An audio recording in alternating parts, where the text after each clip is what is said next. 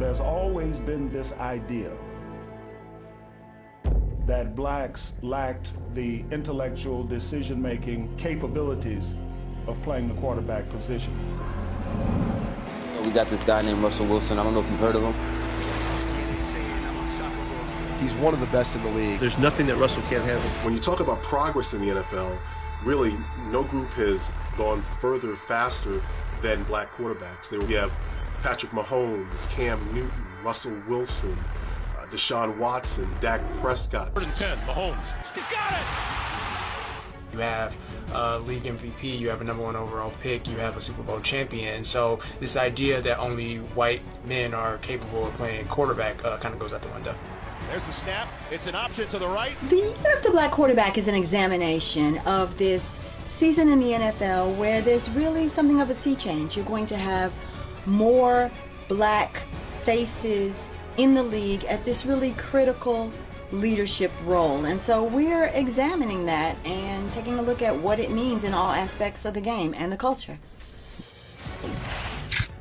Oh, how the tables have turned. 9 black quarterbacks will start for their respective teams this weekend, including matchups between Dak Prescott and Teddy Bridgewater, as well as Kyler Murray and Russell Wilson. 2 of the 9, Patrick Mahomes and Dak Prescott, are considered by many to be the front runners for MVP. It's the Year of the Black Quarterback. Joining us now is senior NFL writer for The Undefeated, Jason Reed. So good to have you with us. Thank you.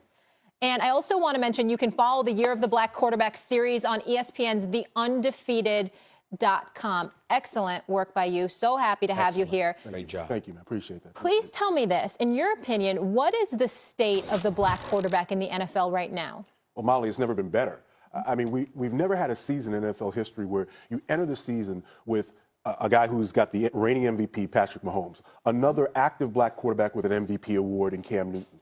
Then we talk about Russell Wilson, who, he was eclipsed by Jared Goff in terms of being the highest paid player in NFL history, but entering training camp, highest paid player in NFL history. Kyler Murray, #1 overall draft pick. But the real sea change that's occurred here, the real watershed moment, is that it's not just that black quarterbacks are guys. What you have now is franchise elite passers. Look, Dak Prescott, we can talk all day about what he used to be, a quote-unquote game manager. Dak Prescott is no longer a game manager. He's a baller. Deshaun Watson, you talk about a guy, if Patrick Mahomes wasn't here, we'd be talking about Deshaun Watson being the next one as the great quarterback. There are so many guys now. And the thing is, it's not a situation where it's just 1 or 2 who can really stand out. The NFL is celebrating its 100th season. And in this 100th season, African-American quarterbacks have never been in a more powerful and prominent role throughout this league. What occurs to me when you look at the names of starting African-American quarterbacks in the NFL now, that says progress to me is they represent a lot of different points on the spectrum of quality of quarterback.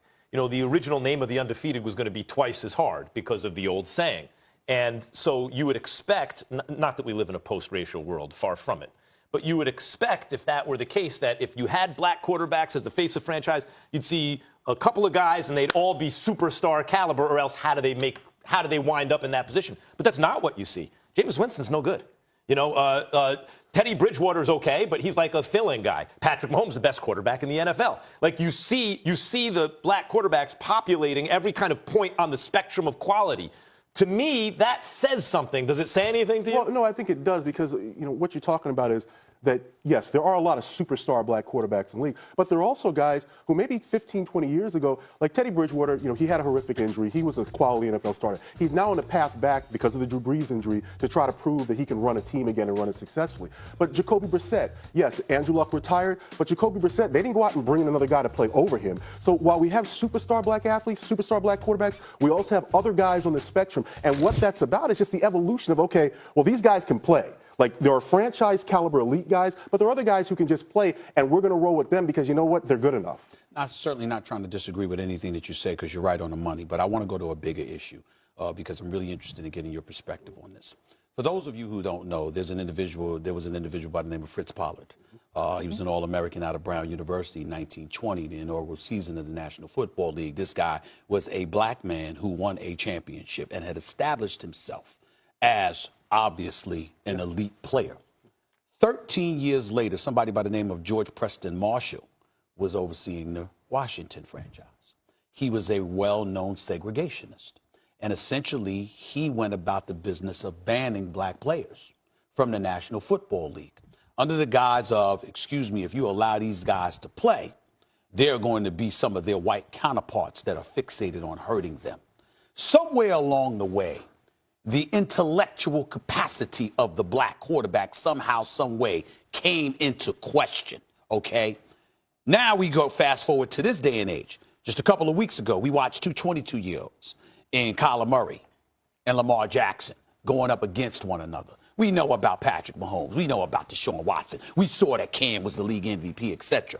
But to be 22 years of age and given that opportunity, right, from off the jump, to me is where the watershed kind of moment really comes into play. Like, wow, what's going on here that these guys have suddenly reached the point where they're willing to give that guy an opportunity from Jump Street? Based on your research, the conversations that you've had, the exceptional reporting that you do, and what you've done with this article, talk to me about where that change took place and where you think the confidence level elevated to a point where team owners and executives were willing to just disregard race altogether and finally give young brothers an opportunity. Yeah, and brother, I love the fact that you went there because so much of the narrative, the false narrative is that African Americans couldn't play the quarterback position because they weren't smart enough. They didn't have the leadership ability. And what we see now in the Kyler Murray-Lamar Jackson matchup, youngest matchup of African American quarterbacks in the Super Bowl era.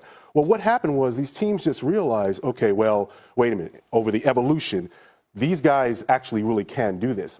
And the money got to be so great in the NFL that you can't afford to ignore someone who can help you win football games. And they're putting them out there younger and younger because if you make a mistake on a franchise quarterback, it sets your organization back. So you draft them now, you got to play them. And if you got to play them, if they're young, you need to throw them in there quickly and see, can they do it? And what has happened because of that is if you're black and you're young and we take you in the first round, we're doing the same thing as if you're white and you're young and we're taking the first round. You're getting out there to play because if you can't play, I need to find out right away because if you can't play, I'm losing my job. I know we got to go to commercial. The only thing I wanted to say about that is that the exception would be Steve Keim for the Arizona Cardinals. Well, the franchise quarterback and a head coach. Well, you got time to talk about that one? Them after 1 year. I want to come back about coaches and quarterbacks. And one note I want to mention, you research got me for the top 5 quarterbacks in terms of QBR, arguably the most comprehensive stat, all black quarterbacks. Yep, that's true. And you guys also mentioned Fritz Pollard, Stephen A. Fritz Pollard Alliance also does excellent work. Phenomenal as work. well. I have the pleasure of hosting one of their events. By the way, 3 black coaches, 0 owners. Still a long way to go, but we'll continue. 0 team presidents. That's right. 0 team presidents. We're not done with you, and we are not done with this conversation. We'll have much more on this topic after the break, including where Colin Kaepernick